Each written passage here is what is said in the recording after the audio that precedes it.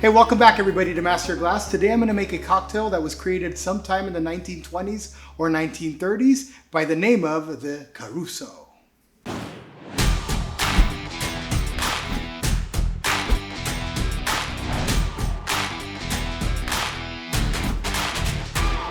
Okay, so the Caruso cocktail has many creators out there, just as you would consider most classic cocktails. Whether it was created in New York at the Hotel Knickerbocker, or it was created at the Savoy in London, or it was created exactly by the tenor himself, what we do know is that this drink was made in honor of the tenor Enrico Caruso, who was born in Naples, very close to where I grew up. And I even have a picture of him on my wall because I'm a dork, and that's what dorks do. Also with me today is I have a copy of the Savoy cocktail book because the recipe showed up in this book in the 1930s for the very first time. It was written by the great Harry Craddock. It states that this cocktail is made with equal parts of gin, green crème de menthe, and French dry vermouth. It also states that it is shaken and served up. Now, there's a theory out there which I subscribe to that when you're using ingredients that are all alcohol, there's no cream, no dairy, no syrup, no fruit, that you don't shake it, you should actually stir it.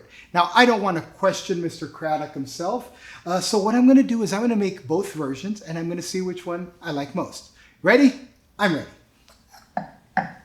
Okay, so as always, I want to chill my glass, just like so.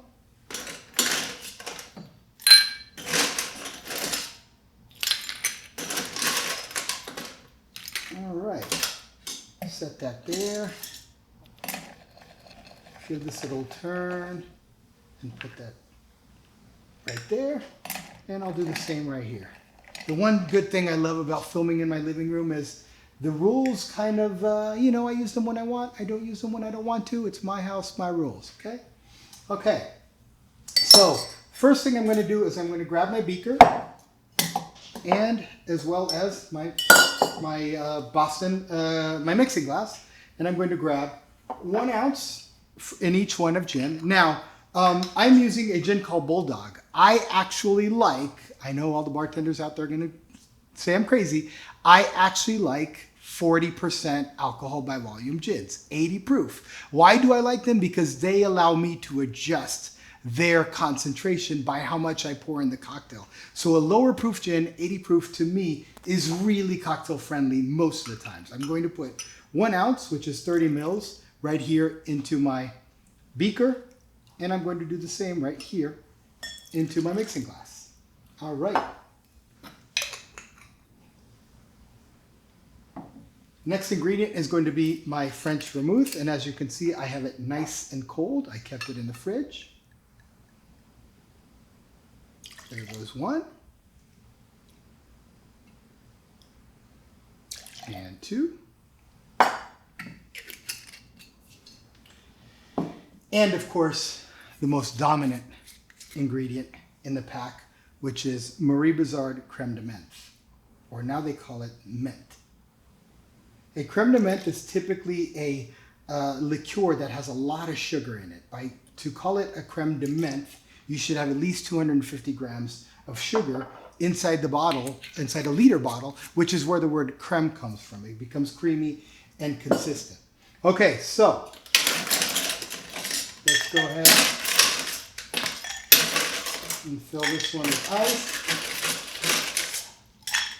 Now, when you're stirring and you're shaking a drink, it's always wise to do the stirred first because stirring is a longer process than shaking. So I'm going to just set that just like this. I'm going to go ahead and add some ice into my shaker tin, just like that.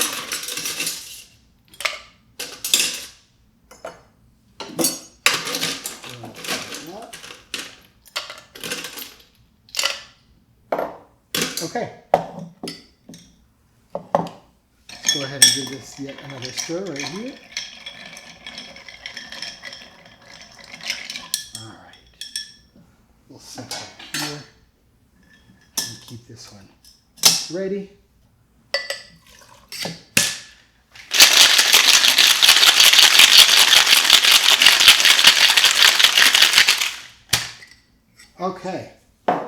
And now, I am going to see which one of the two versions I like most. I am going to be biased to the stirred one, but who knows? One thing is for sure, the color is beautiful. Okay, like that. And now the shaken version. Right out of the gate, same ingredients, right? Same proportions, same ice, same everything. We have two different colors, although from your view, they might be similar. From the top down, you might see it differently. This drink does not call for garnish, but you know, I do have mint here, so why wouldn't I just use it just in case?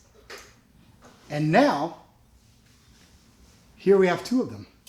Okay, I'm going to try the stirred one first. Actually, aroma first.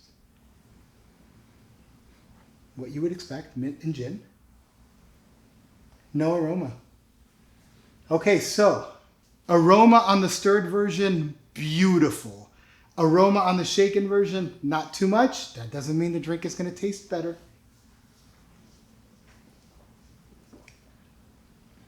Oh, so sexy. Right, the right amount of mint and the right amount of dry vermouth, because I'm getting the acid from the dry vermouth, I'm getting the botanicals from the gin, and of course I'm getting a lot of mint. Over here, not bad at all. So here's what I'm finding. I'm finding that this version here with the gentle stir is allowing the flavor of everything to come out. Over here, I'm just getting crème de menthe and vodka and